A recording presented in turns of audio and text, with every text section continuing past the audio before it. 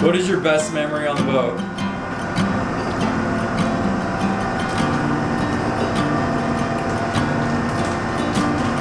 I don't know. That's such a hard question. There's so many. Don't you feel like you're totally outnumbered, even with Bernie helping with the driving? Yeah. It's not even a memory. It's just like a feeling. It's the people that you get to hang out There's with. like a certain feeling in certain areas. It's not like a memory, like a place or yeah. It's a feeling with the people, I guess. When you do something hard and then afterwards you hang out with your friends and you like accomplish something, like a storm or a hard passage, or it's not even like the fun memories. I don't know how to explain it. I'm Brooke, and this is Brayden. We have 4 kids: Rooney, Penn, Leo, and Yanni. Our way of life is different. 7 years at sea, and now a farm in Tennessee. Our home is where our feet land, with heart and home being movable, and time being non-renewable. Around the world we go, as we roam to know. Welcome aboard, Mermaid Monster. Hey, how's the boat? Fun. You having fun?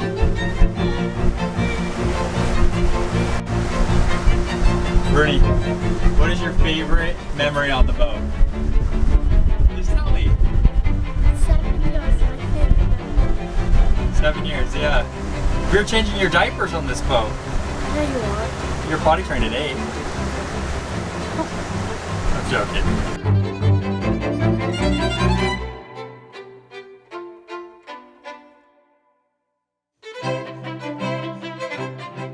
What are you doing on YouTube? What is that? It's YouTube. Why does it say YouTube on there, Leah? It says YouTube on there. Why does it say YouTube on the boat? On that. It says YouTube on our boat? Yeah. That's weird, huh? Yeah. Where does it say it? Over there. What does it say? It is. Go to watch shows on YouTube. It says, what, did you watch your show on YouTube? Yeah. What show do we watch on YouTube? I don't know. I know. What was that? We're going under the Hope Sound Bridge here. Bernie had some really good advice. I told him, he asked me, how tall are you? I said 35 feet. He said, no one's exactly 35 feet. And so we can't go out and measure right now, but he always recommends giving them to the edge, the bridge tenders. That way it gives you more credibility because it really pinpoints that you know the exact height of your boat. And you want to look good to the bridge tenders, because if you don't, they ask a lot of questions.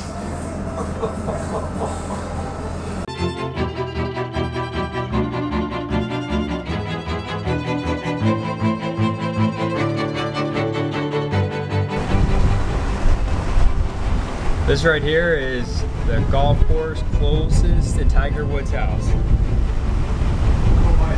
Yeah, can you see Tiger and Michael? They're probably golfing out there somewhere.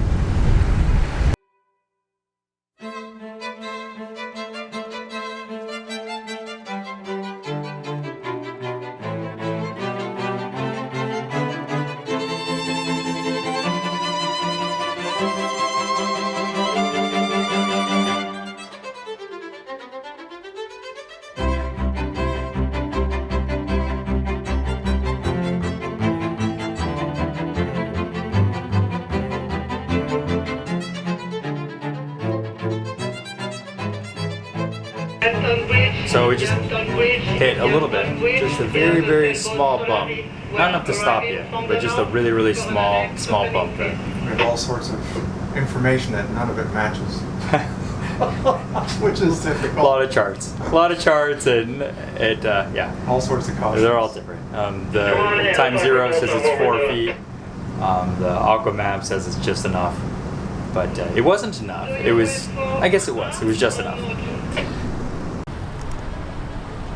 Welcome to Mermaid Monster, you guys. I cannot believe it's been over 7 years since we first embarked on this adventure. To catch you up, the boat has just been put back in the water after a season on the hard, while we were busy having our 4th baby. Now she's in the water and headed for her beautification phase. This one is extra emotional for us because it might be our last time cruising her. We're currently on the hunt for Mermaid Monster 2.0, as you guys have heard us talking about, well knowing that we've outgrown this boat. You guys, I can't wait for you to see the next episode coming up because 1, we have a special guest that you guys all know and love and have requested, and 2, the boat looks insanely good. I'm doing this voiceover in present time, and it is incredible to see what has happened to Mermaid Monster in the past month or so. Enjoy this. Cheers.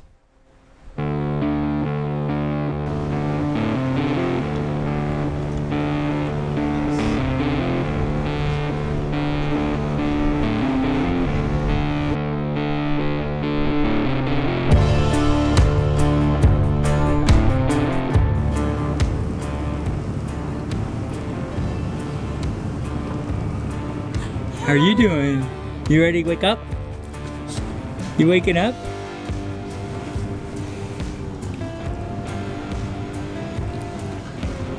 How do you like your boat ride?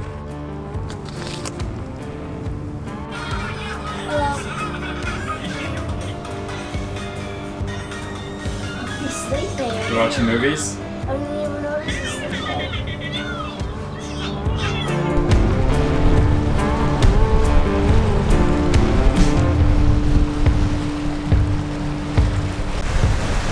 There are a lot of bridges today. I think this is like the fifth bridge that we've done.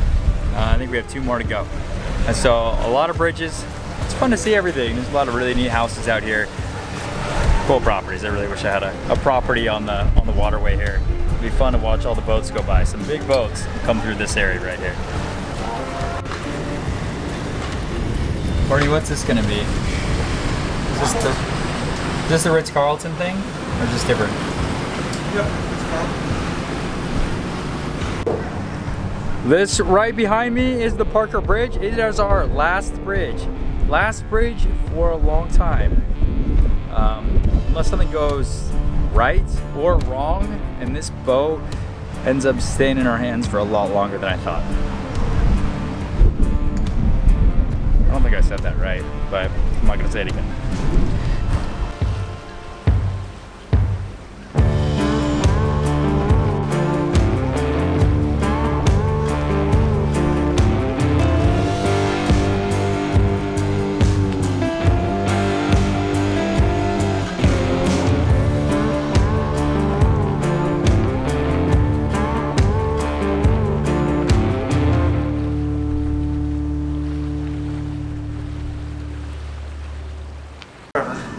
Brooke, you I had made somebody it. take pictures of us. Thank you. No problem. Why are you putting a camera in my face? How did you feel? How does that feel? It's good. It's all good. We finally made it in. So funny story. So I got advice. I think I probably could have done it, but I definitely think I could have done it. But it might have been a little nervy. But there's a current coming in, and I would be parallel, or I'd be perpendicular to the current if I came in. So the current would be pushing me in the marina, and everyone opted that maybe it'd be best just to wait for slack before I go inside the marina. So I'm sitting here on the fuel dock. We're waiting until tomorrow because we don't want like that super early morning one. We're waiting for tomorrow at 11:30, and that is high tide, and we'll go in then. Low tide, the only problem with low tide is that there's a little bit of it'd be cutting it pretty close on depth. There are boats that have been 7 foot drafts. We're 6.5 that have hit, and they just said, better just wait until the morning because there's a little hump in the channel going into the marina. So that's the story. So back tomorrow. Oh, it's the kid. Get him, jump on his head. Oh, I can say. Cough in his face. Stop. Stop, stop, stop. Stop, stop, stop. Is it time? Ja. Is it time for Penn to wake up? Yeah. Get his blanket. Take his blanket away. Okay. Oh, no one likes that. Oh no. No one does Tickle his that. feet. Tickle his feet. Okay, going to finish what I started and finally get the boat into the right slip.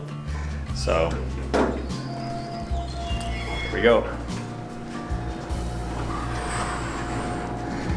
Look at this old elevator. We made it to the marina. Ready to go.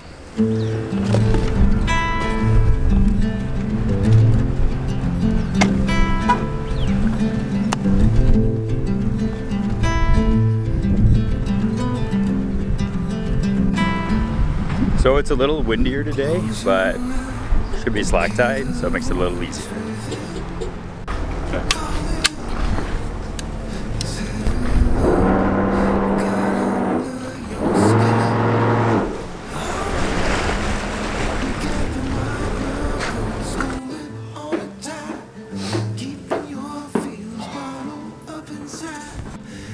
All right, so you may have guessed, this may be, oh, jeez, kind of makes me sad thinking about it, but could be my last. Oh man, it makes me sad thinking about it, but this could be my last time moving the boat. By the time people see this, I'm sure that the boat's probably listed by now, but it's hard thinking about it. I think that it's clear that the family is definitely ready for a different adventure, and that we're not really to the points to do the kind of journeys that we want to do on the boat, because we have these two younger kids that was the overall goal from the very beginning. So we won on that note, and I'm really happy with everything that we've accomplished and kind of where the family has gone. And I think that so much of how the family's grown is probably due to this boat. It's a great boat. When it gets listed eventually, it's gonna look a lot better. Boats go through phases. They go through cruising mode, and then they go through beautification mode, and that's normal. And they're meant to shine up quite nice. And the systems all are meant to maintain and to keep current, and that's what Mermaid Monster is about to go through, is that rejuvenation process, which is not due to the listing or anything like that. It's strictly how boats work. You run them, and then you fix them, and then you make them beautiful. And so that's the phase that Mermaid Monster is in. Regardless of what we were doing with her, she would have always been the beautification phase right now. I loved having a 55. I loved having a twin engine. Twin engine saved my butt a few times, and it always made me feel safer. A little bit more maintenance, but you know what? You had to do maintenance on that wing engine anyways. So there's always two engines to do maintenance on. This one gave me two of the exact same engines to do maintenance on. That tender, I miss whipping around on that tender that we got. It's always nice to kick the family off on that and to be ripping around at 40 knots on a perfect day. It's probably not safe, but it was sure a lot of fun. Just to be able to go where you want to go and see what you want to see and have no one around. You get to go to the places that have no hotels, and you get to have all of your accommodations with you. And then you get to go to the biggest cities on the East Coast, New York, Boston, and it's like you live there. You have all of your stuff right there. Not like a hotel. It can't be replaced with any sort of hotel. Give me a Four Seasons and you give me my boat with all my stuff in it on the dock. Your boat's always gonna be better than any nice hotel.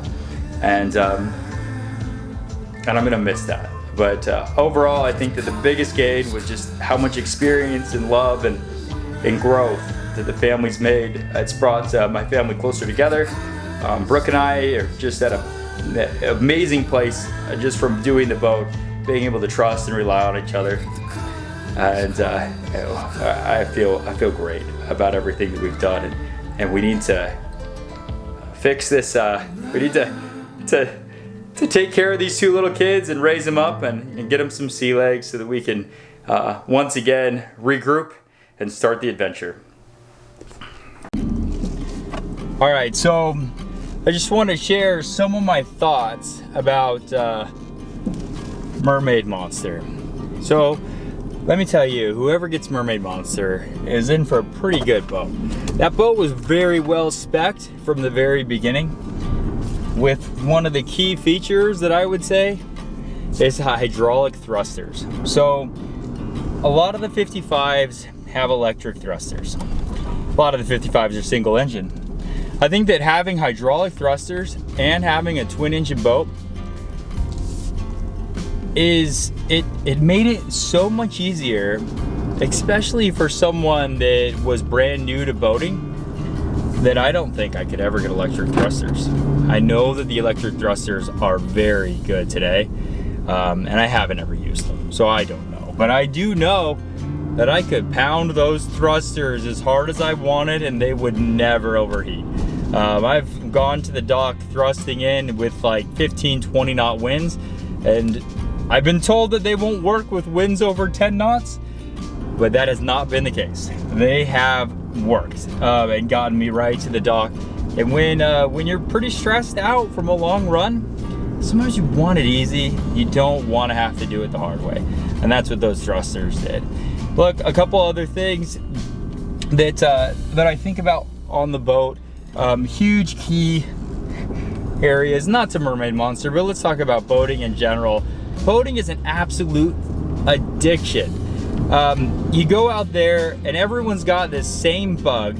Everyone's got this same quirk about them where they're just really into boating and into that ocean and water and all things coast. It's really nice to be able to hang out with those people. It's really fun to hang out with people with that like-minded attitude. They're some of the most get-her-done, self-sufficient group of people, and they all have that like-minded background for some reason.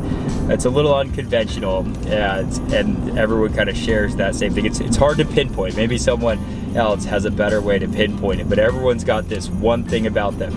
And it's really interesting because I can't pinpoint it, but they all come from completely different backgrounds, but they have this one trait about them that everyone shares. And it makes it so that you can relate to anyone. Other great thing about being on the water that I don't think everyone knows about is that your job and what you did for a living and your background is just so far on the back burner. When I'm in the city, down in California and other places, so much of my identity is my work. When you meet someone, the first thing that you ask them is, what do you do for work? You don't have that on the boat. That's not your identity. Your identity it's probably more the boat, and your experiences and your family is more of your identity, and that is refreshing. It's refreshing to have that. There's people that are some of my best buddies, and I probably have little understanding of what they do, or some people I don't even know what they do, but I do know that I get along with them on a boat, and that's great. Some of the friends that the kids have made on a boat are just probably some of the best friends that they will ever make. There's a level of there's an absence of distractions when you're out there, especially the Bahamas, Caribbean, and such, that allow kids to be able to just become so solid friends so close. And you might have done trips or something like that with your good friends when you're younger, and even today, and doing those trips together with friends just cements you together. And think about that, if you're on a boat and you go to multiple different places with these people, these kids are just cemented with these groups of friends. I can't replace that. It is so difficult to replace that. I can't replace that by flying on a plane to different sorts of like Airbnbs even, or rental houses or something like that. Maybe you can. I have no idea. I'm totally lost at how to replace this boating social scene and to try to find those like-minded individuals. The boat just made it so easy, and that's kind of just what I was thinking about recently. I wouldn't trade the boat and the experience that the family has made for anything. Boats are expensive and completely worth it. I think that it was more money than I would have thought it would have been. And I completely feel that it's even more justified than I would have ever thought. So those are just my 2 cents on the boating world and kind of what I've gained from it. And we really hope to kind of regroup and to figure it out. We need a different setup regardless, but Mermaid Monster was the perfect setup. Probably a little bit bigger than a setup. I think that it was a little too big in the beginning and we grew right into it quite quickly. But it's great. It's absolutely great. That was for Herba. All right, we got our fire extinguishers getting serviced And this today. one is for Mel. Baby sister down here. It's a rainy, gray day. I think Braden kind of went over what this trip is, and it's beautifying the boat. And that's just the natural cycle of Mermaid Monster, is you cruise, and then you stop, you beautify, you cruise, you stop, you beautify. Pause that thought. We got a very wet lens. But anyway, we're just working on things. We replaced our bilge pump, just time.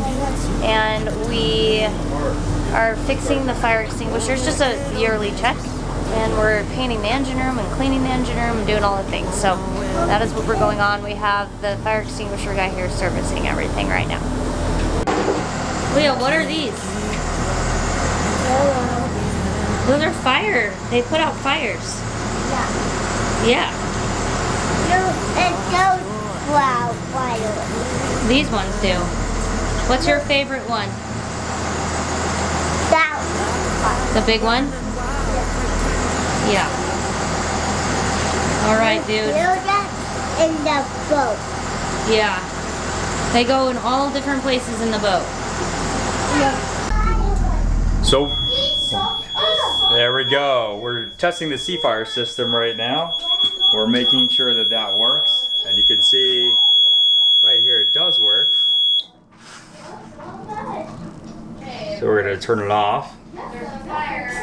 So that's how you would, everything shuts down. Ventilation shuts down, both engines shut down, everything shuts down. He simulated the bottle going off in the engine room. So now we see if it starts it all back up. So just start it back up? Yes, Cap. All right. Hey, watch, stay with Leo, okay?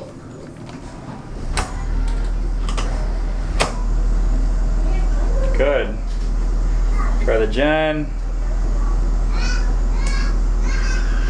So every year we test the sea fire system. So the sea fire will shut down everything in the engine room, all the engines, generator, port, starboard engine, as well as all the ventilation. The idea is that you can prevent a fire pretty quickly, and thereby preventing all the fire retardant that comes out of the fire extinguisher from going everywhere and going out of the engine room. So it works, and we do that every year. It's always worked, and everything's always been fine. But we want to get it certified every year, good for insurance, and to know that it's going to work when you need it. So we just had the carpet people come, because after 7 years, we're gonna get carpets laid, which is gonna look amazing. We're choosing a beautiful carpet to cover the whole boat again. So the new owner is gonna appreciate that. We also have different service people here. We have Jay here. You guys know Jay, with Braden, and they're going kind of just over everything that needs just some attention, I guess. Because whoever gets this boat, we want to give them a perfect boat. It's going to be beautiful by the time it's ready, which makes me sad because I want to enjoy the beautiful boat. But it's time we move on to a bigger boat for our family. We just want the next owners to love it and enjoy it as much as we have, because it is a special boat, that's for sure. Leah, what are you doing? Just eating a snack? Yum. How do you do this, Mom? How do I do what? How do you do this, Mom? This? Yeah. You squeeze it from the bottom. Squeeze it. Squeeze it. Squeeze it. Yeah. Yeah. Yep, like that.